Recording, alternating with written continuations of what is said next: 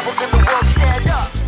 Everyone, my name is Connie Jacob, and I am thrilled that you are taking a brave journey for yourself.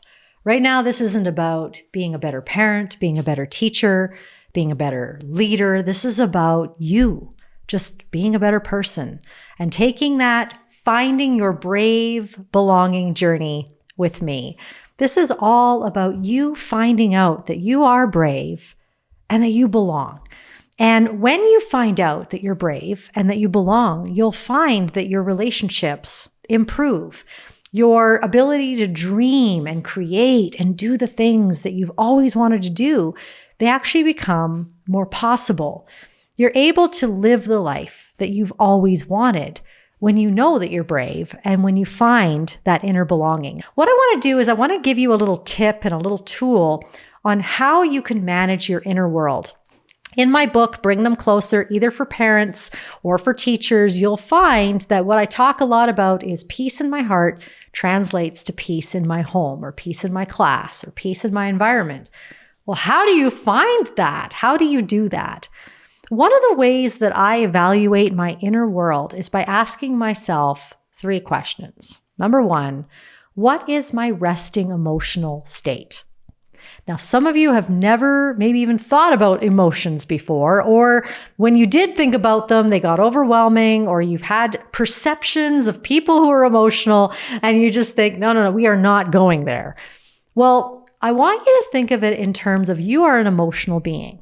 A lot of us talk about mental health, but really our mental health is affected by our emotional well-being, our physical well-being, our relational well-being. We are so interconnected as people. So to deny yourself of emotions is actually denying you of a big part of your humanity.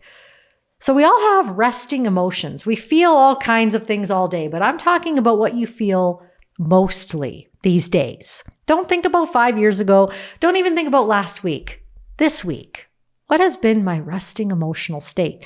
You may not know. It might take a little while to figure out. But for example, for me, when I was going through the crisis with our son, I felt a lot of overwhelm. I felt a lot of despair. Second question is, if that emotion was a sentence, what would it say? That's your thoughts. So, for example, in that time of crisis with my son, and I felt despair, what it sounded like as a sentence in my mind is, I can't do this.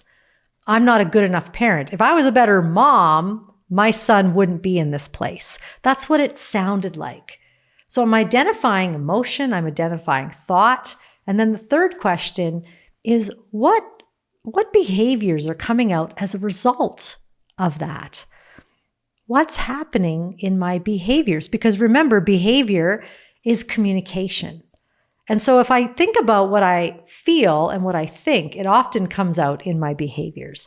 And if I can think about those 3 things, I've just coached myself through my inner world. And guess what? It could literally take 3 minutes. I can do it on the drive to work. I can do it on a walk. I can literally do it in the washroom. I can do it wherever. It doesn't have to be complicated, and I don't have to make this a long, drawn out emotional experience.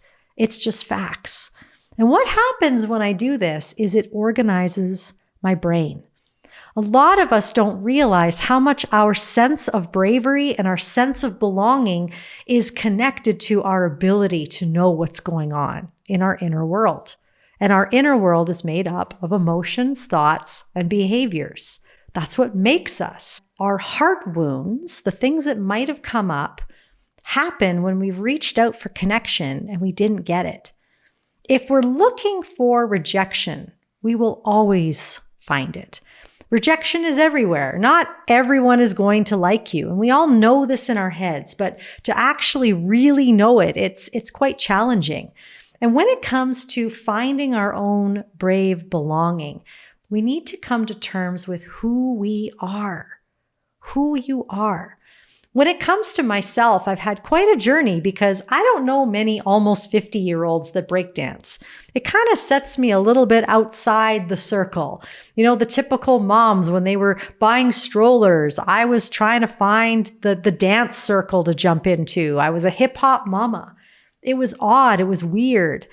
As a kid, I was odd, I was weird, I was chubby, I was called Connie Chunk. That was my nickname because I was the big girl in school. Not only was I a big girl, but I had buck teeth. And I was awkward. Then I had braces. Now I'm an awkward, chubby, buck-toothed girl with braces. And I never really felt like I fit. But there's a big difference between fitting in and belonging. Big difference. Brené Brown talks a lot about this in her fascinating, amazing book, Braving the Wilderness. One of the best books I've ever read. I read it a couple of times a year. When it comes to finding your brave belonging is understanding that you're not for everyone, and that's okay. Not everyone is your flavor. And so when we think about our relationships, they form us more than anything. You can recite mantras, you can meditate, you can do all kinds of things to better yourself. You can even do my little 4-part exercise and coach yourself in your emotions, thoughts, behaviors, and strengths.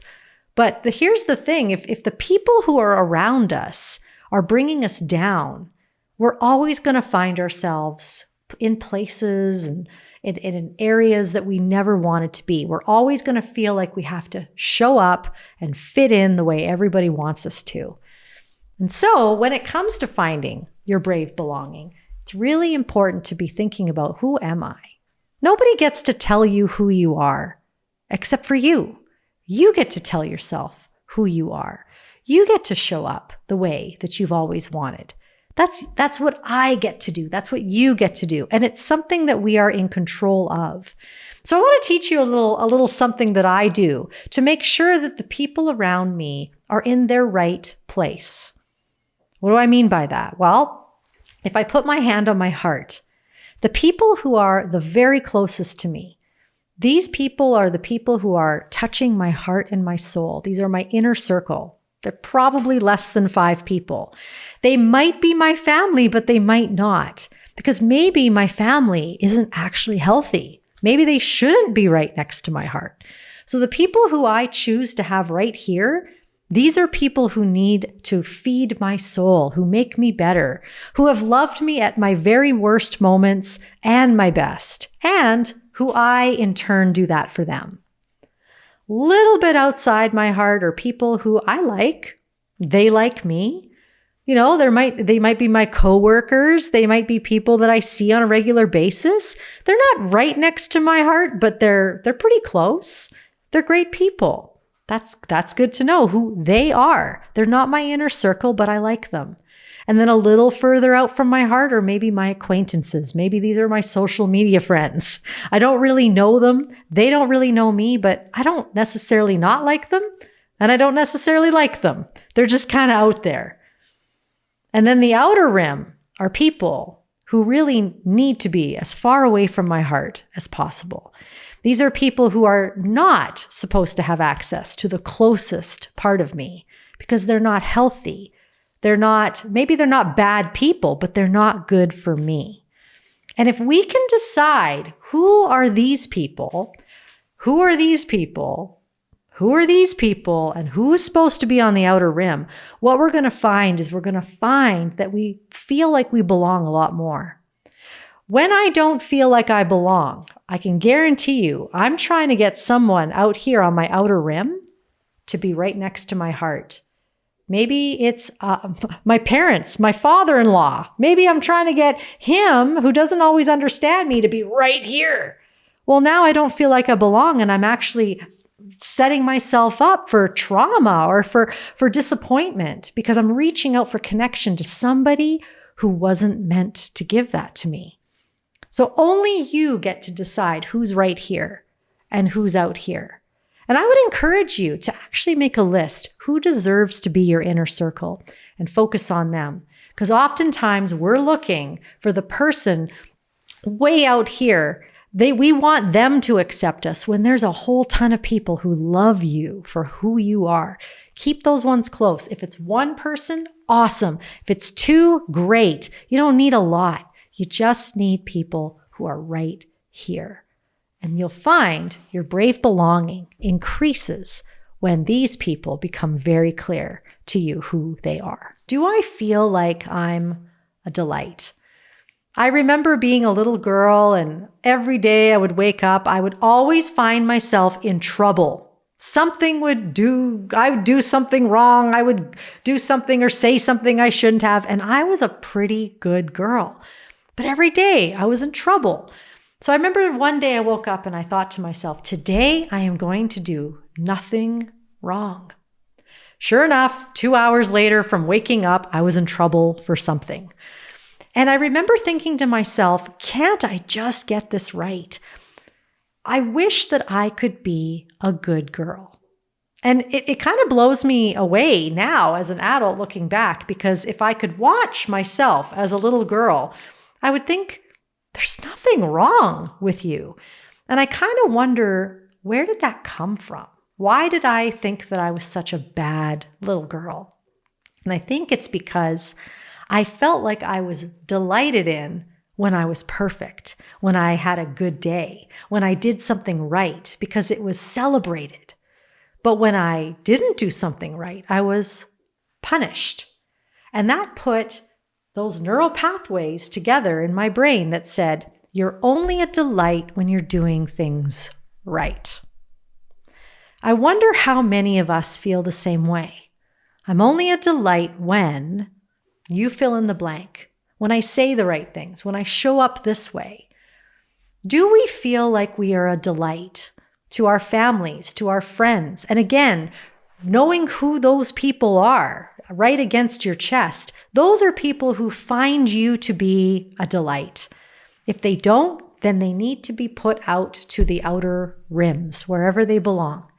Because you are delightful. You are. Just being human, there's beautiful, quirky, amazing parts of who you are. And when someone doesn't see that, what replaces delight is shame. And shame tells us, you're not enough. If you only did this, people would like you better. If you were only this way, you'd do better. If you looked this way or acted this way, but you don't, therefore you're not enough. And the problem with shame is that it's kind of sneaky and it sounds a lot like our own voice. But really what it is it's years of not feeling delighted in where we expected delight. A lot of times we expect delight from our family, school even. When the adults don't delight in us, it pushes us downwards towards shame. Now, what's great is that you're not powerless. Remember, you get to choose who's against your chest. You get to choose those inner circle people. And so one way you can decide who they are is who is delighting in you. And are you delighting in them? It's a two-way street. Because the more you feel delighted in, the more you will feel brave to live your dreams and to do the things that you've always wanted to do. But the more you will also feel that sense of belonging that doesn't come from reading a book or even taking a course. It comes from doing that work. But the second question is, what do you delight in? You know, so many of us go through our lives and we deny ourselves of our delight because we were told that it was wrong to desire. But desiring is a part of belonging. When I'm in the middle of my sweet spot, when I'm doing the things that light me up and make me feel alive as a human being, I feel my bravery go through the roof. I feel like I belong. I feel like I'm contributing to the world. But someone might say to me, well, don't do that. No, why don't you come over here and be a normal person like all of us and work the job that you hate and do the things that you don't love? The problem with that is that we'll find that our bravery goes down when we're not living in delight, when we're not pursuing the desires of our hearts. It's not wrong to pursue the desires of your heart. Now, will I have to work a part-time job sometimes that I don't like? For sure. I'm not saying that we never do things we don't want to do, but are you living your life the way you intended? It's funny, I was talking to my husband and we're like, in 25 years, we're going to be 75 years old. And it's amazing how quickly life goes. And I know that that's going to feel like a blink and we'll be there. And I don't want to get to 75 and look back and think, man, I wish I would have. I want to live that way now. I want to find out what delights my heart and I want to run towards it and I want to pursue it because I've learned that when I live that way, I feel so free. I feel like I belong and I feel like I'm brave. And so diving into who makes you feel like a delight and where do you find delight, those two things are going to help you feel that brave belonging. All the rebels in the world, stand up. If you're a rebel on the grind, you don't care with your mind, hands up. They can't stop us or hold us back. We that new revolution I told